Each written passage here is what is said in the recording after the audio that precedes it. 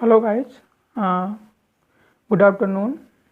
Welcome to this video and channel means MSc classes पर। जैसा कि आप लोग जानते हैं कि जो लीनियर ट्रांसफॉर्मेशन है वेक्टर स्पेस है, यहाँ बिलोंग करता है लीनियर अलजेब्रा में और जो है वेक्टर अलजेब्रा में भी है, लेकिन मेन जो है ये लीनियर अलजेब्रा में रहता है। तो हम ये कोर्स है हमारे बीएससी और एमएससी का भी। बीएससी मैथमेटिक्स जो स्टूडेंट होते हैं वो भी इसको पढ़ते हैं। एमएससी में आने के बाद हम इसका डिटेल और इसको ब्रॉड पढ़ते हैं। तो आज हम सीखेंगे कि क्या होता है लीनियर ट्रांसफॉर्मेशन या फिर वेक्टर स्पेस होमोमॉर्फिज्म। इसमें कई सारे पॉइंट हैं, जैसे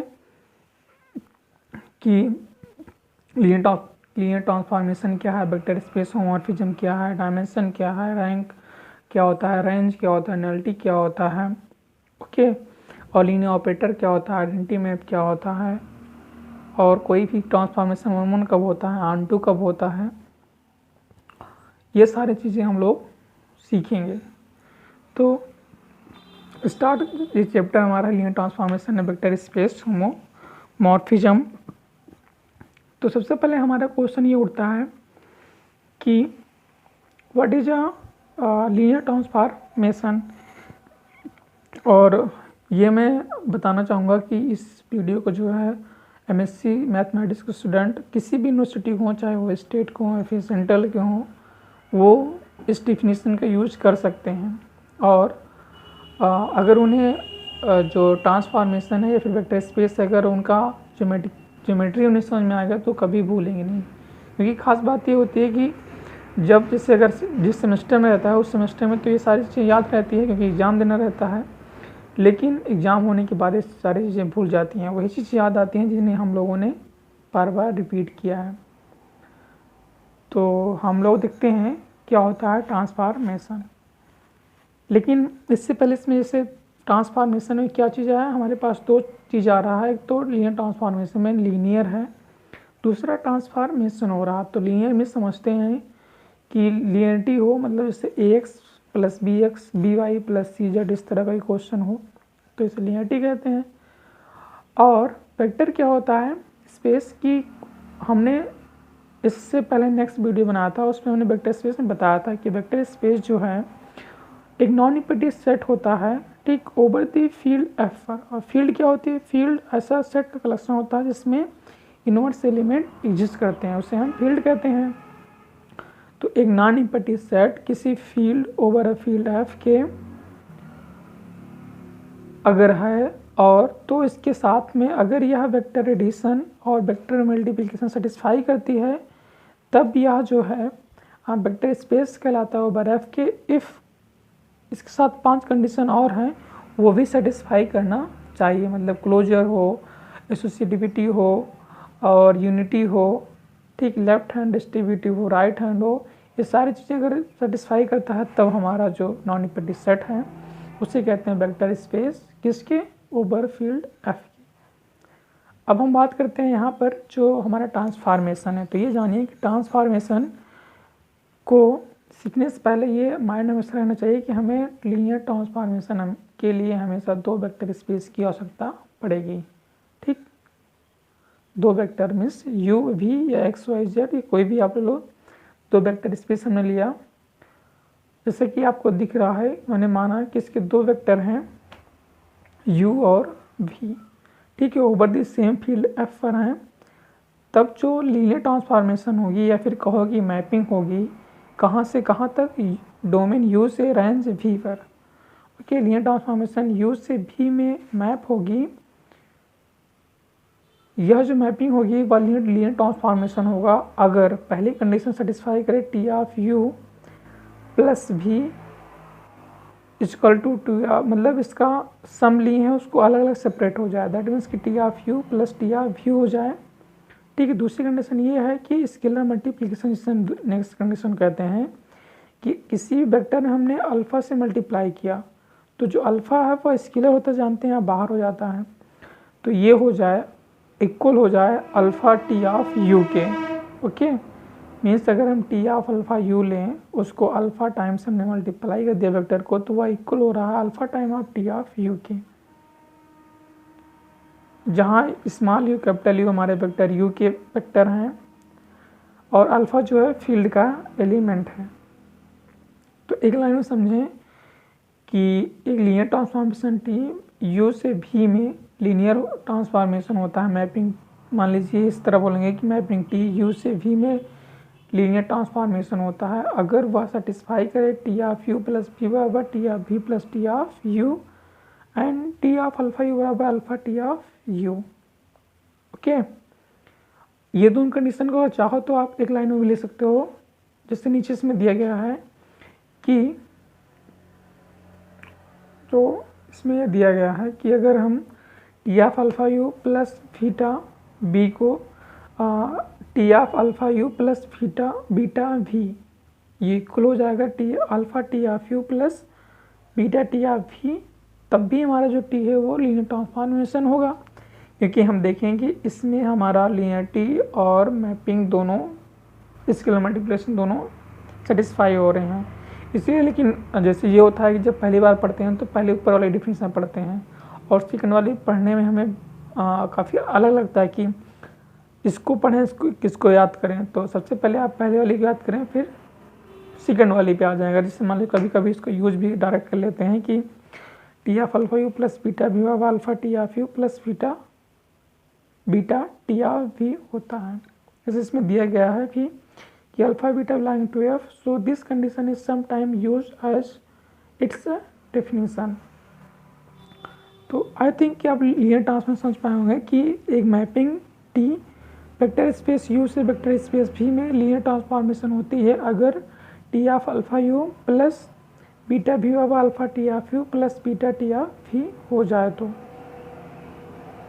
ठीक, और ख़ास बात ये बताएं कि जैसे मुझे तो ये समझ में आ गया है, लेकिन आप लोग को सीखना है, तो आप लोग को ना समझ में आया तो इसे बैक करें, क्योंकि आप हमारे सामने तो हो नहीं कि ये चीज़ मुझे नहीं समझ में आई तो मैं इसे फिर से बताऊं। तो फिर से समझने के लिए क्या करना पड़ेगा, आपको इसको बैक करना पड़ेगा, तभी आपको समझ में आएगा। क्योंकि सामने अगर होते तो आप पूछ सकते कि मुझे समझ में नहीं आया, तो मैं फिर से इसको रिपीट करता। लेकिन यहाँ पर रिपीटेशन के लिए एक आपको आइडिया यही है कि आप इसको वीडियो को रिपीट करें फिर समझें। तो ये वो हमारा लीनियर ट्रांसफॉर्मेशन। इसके बाद हम बढ़ते हैं इसमें कुछ ऑपरेटर पर। तो इसके ऑपरेटर में है, जैसे पहला ऑपरेटर है आपको दिख रहा है कि लीनियर ऑपरेटर। तो जैसे जब हम लीनियर ट्रांसफॉर्मेशन में अगर लीनियर ऑपरेटर जोड़ देते हैं, तो जब भी हमारा लीनियर के साथ ऑपरेटर आए, मतलब ये समझिए कि मैपिंग जो हो रही है वह सेम सेट, मतलब सेम वेक्टर स्पेस हो रही है, मतलब कि डोमेन और रेंज दोनों सेम ही है। ठीक, मतलब टी अगर यू से यू में हो रही है वी, या फिर वी से वी में हो, तब उसके साथ में लीनियर ट्रांसफॉर्मेशन जुड़ा है, तो लीनियर ट्रांसफॉर्मेशन जो कंडीशन उसको भी सेटिस्फाई करे, तो जो ये ऑपरेटर है वह लीनियर ऑपरेटर कहलाता है। ओके, मतलब एक ट्रांसफॉर्मेशन टी यू से यू में हो या फिर वी से वी में हो, तो वह लीनियर ऑपरेटर कहलाएगा। इसके बाद आता है जीरो लीनियर मैप। तो जीरो लीनियर मैप को इस तरह समझिए, जिससे हमने मैपिंग लिया टी, अब यहाँ टी के स्थान पे हमने जीरो लिया है। बहुत सारी चीज़ें कन्फ्यूजन रहती हैं, मुझे भी थी कि जीरो आके जीरो क्या मतलब है, जीरो तो जीरो ही है, खुद ही जीरो हो जाएगा, नहीं। लेकिन यहाँ मतलब ये है कि जीरो एक फंक्शन की तरह वर्क कर रहा है, जैसे एफ और जी करते हैं। मतलब मान लीजिए अगर हमारा एफ फंक्शन है यू से यू में, यू से वी में, तब लोग क्या करते हो, यू का कोई वेक्टर लेते हो एफ ऑफ यू, जो की होता है उसका कुछ भी इमेज बी सी डी कुछ भी आता है वी में। तो यहाँ जो जीरो एक फंक्शन है और वह वेक्टर लिया गया है हमारा यू से। मीन्स कि अगर मान लीजिए हमारा जीरो हमने लिखा एफ के स्थान पे, यू से वी में डिफाइन है, तो जीरो हमने लिया, उसके बाद मैप फंक्शन है और कोई वेक्टर लिया यू का, तो मान लीजिए यू हमने स्मॉल यू लिया, तो जीरो ऑफ यू किस पे मैप करेगा, जीरो पर। ओके, तो इस तरह अगर सभी डोमेन के वेक्टर के लिए अगर जीरो पर मैप कर रहा है, तो वह जो वेक्टर होगा या फिर जो वह जो मैपिंग होगी या फंक्शन होगा, वह हमारा जीरो ऑपरेटर कहलाएगा। लेकिन इसी के साथ अगर वह लीनियरिटी प्रॉपर्टी भी सेटिस्फाई कर रहा है तो जीरो लीनियर ऑपरेटर बोलते हैं। ओके, मतलब जीरो एक तरह की मैपिंग है, अगर वह लीनियरिटी प्रॉपर्टी सेटिस्फाई कर दी तो वह लीनियर ट्रांसफॉर्मेशन हो गया। इसके बाद है identity linear mapping, identity linear map. तो आइडेंटिटी लीनियर मैप क्या होता है कि यह एक तरीके से लीनियर ऑपरेटर ही है। ओके, आइडेंटिटी लीनियर ऑपरेटर जो आइडेंटिटी होती है वो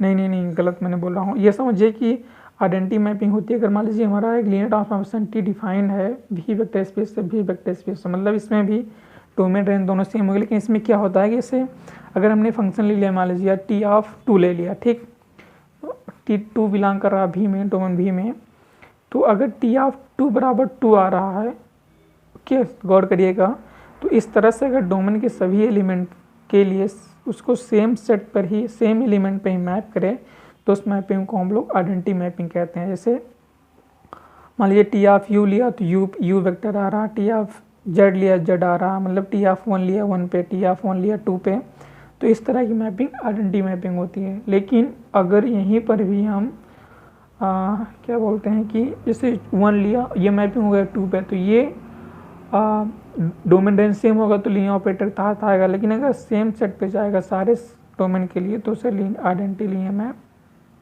कहते हैं। तो आई थिंक कि आपको लीनियर ट्रांसफॉर्मेशन क्लियर होगा, लीनियर ऑपरेटर भी, जीरो मैपिंग और आइडेंटिटी मैपिंग। ओके, इसके साथ में हम लोग कुछ देखेंगे, इसके सम पॉइंट्स हैं। पॉइंट ये है कि आइडेंटिटी लीनियर ट्रांसफॉर्मेशन, इसे हम जो अभी पढ़े दो एक टॉपिक, इसी का कुछ पॉइंट फैक्ट है। तो पहला फैक्ट क्या है कि identity linear transformation is always a linear operator. Identity linear transformation जो है वह सदैव लीनियर ऑपरेटर होगा। कैसे? क्योंकि हम जानते हैं लीनियर ऑपरेटर डोमेन और रेंज दोनों सेम होते हैं। आइडेंटिटी में भी दोनों डोमेन और रेंज सेम होते हैं, बस फ़र्क इतना होता है कि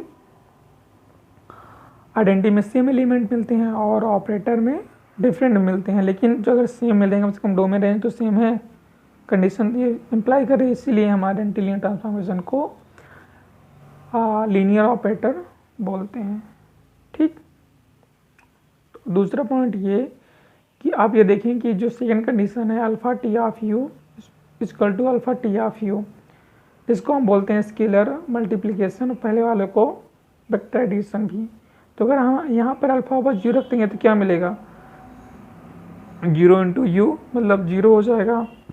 तो टी ऑफ जीरो बराबर क्या मिलेगा हमें, जीरो, आप जानते हो कि जीरो से किसी में मल्टीप्लाई करो तो जीरो ही होता है, तो T of zero equal to zero हो जाएगा। तो ये एक बहुत ही इम्पॉर्टेंट फैक्ट है कि ये समझिए कि इसमें लिखा गया है कि every linear transformation T U से भी takes the zero vector of domain into zero vector of the codomain, या फिर से आप रेंज बोलते हो। तो इसका मीन्स क्या हुआ कि इसको हमेशा याद रखना, क्योंकि ये नेट में भी, गेट में भी, आपके एनबीएचएम में भी, टाइफर में भी, और आप जो अदर हायर मैथमेटिक्स एग्जाम देते हो इसमें ज़रूरी सब चीज़ें आती हैं। तो हम ये सीख लें कि हमारा जो कोई भी लीनियर ट्रांसफॉर्मेशन होगा वह जीरो वेक्टर को जीरो वेक्टर पर मैप करेगा। ओके, दो पॉइंट समझ में आए। तीसरा पॉइंट क्या है कि एक लीनियर ट्रांसफॉर्मेशन, तो ये हमने सीखा लीनियर ट्रांसफॉर्मेशन के लिए, लेकिन मेन पॉइंट क्या है कि जो लीनियर ट्रांसफॉर्मेशन की डेफिनेशन है वही हमारी वेक्टर स्पेस होमोमॉर्फिज्म की है। देखो ये लिखा हुआ है कि linear transformation is also called a linear homomorphism और वेक्टर स्पेस होमोमॉर्फिज्म। तो मतलब अगर कोई आपसे पूछता है वेक्टर स्पेस होमोमॉर्फिज्म क्या है, तो आप यही बताएंगे कि be taken two vector space U and V over a same field F, then a vector space homomorphism F या टी बोलो from vector space U into V में is called a vector space homomorphism if satisfy t of alpha u plus beta v by alpha t of u plus beta t of v। Okay, then this is called a vector space homomorphism. तो अगर आप लोगों को कोई दिक्कत होती है तो आप लोग कमेंट कर सकते हो, और हम इस पे जो है इस तरह के इसके वेक्टर स्पेस के बारे में सीखेंगे, सारी चीज़ें पूछते हैं हमें जिसमें वो चीज़ें हम, और क्वेश्चन बहुत देखेंगे, क्योंकि आप जानते हो कोई भी थ्योरम को अगर हम क्वेश्चन में अप्लाई कर ले जाते हैं तो इसका मतलब ये होता है कि हमें वो चीज़ें आ गई है। जैसे कि आप लोगों ने थ्योरी पढ़ी कॉम्प्लेक्स की, लेकिन क्वेश्चन पे अप्लाई हो ही नहीं पा रही है, तो उसका पढ़ने से क्या फ़ायदा होगा, मतलब मुझे आ नहीं रहा है, क्योंकि तभी तो इसको अप्लाई नहीं कर पा रहे हैं। तो अगर कोई आप थ्योरम रिजल्ट पढ़ते हैं, अगर उसको क्वेश्चन पे अप्लाई कर ले गए तो समझ लीजिए कि आपको चीज़ें आ गई। ओके, सो आप लोग चैनल को सब्सक्राइब करें और अपने फ्रेंड्स के पास भी शेयर करें जिनको ये इम्पोर्टेंस हो। हम इस पर बहुत सारे वीडियो अपलोड करेंगे। Thank you for watching.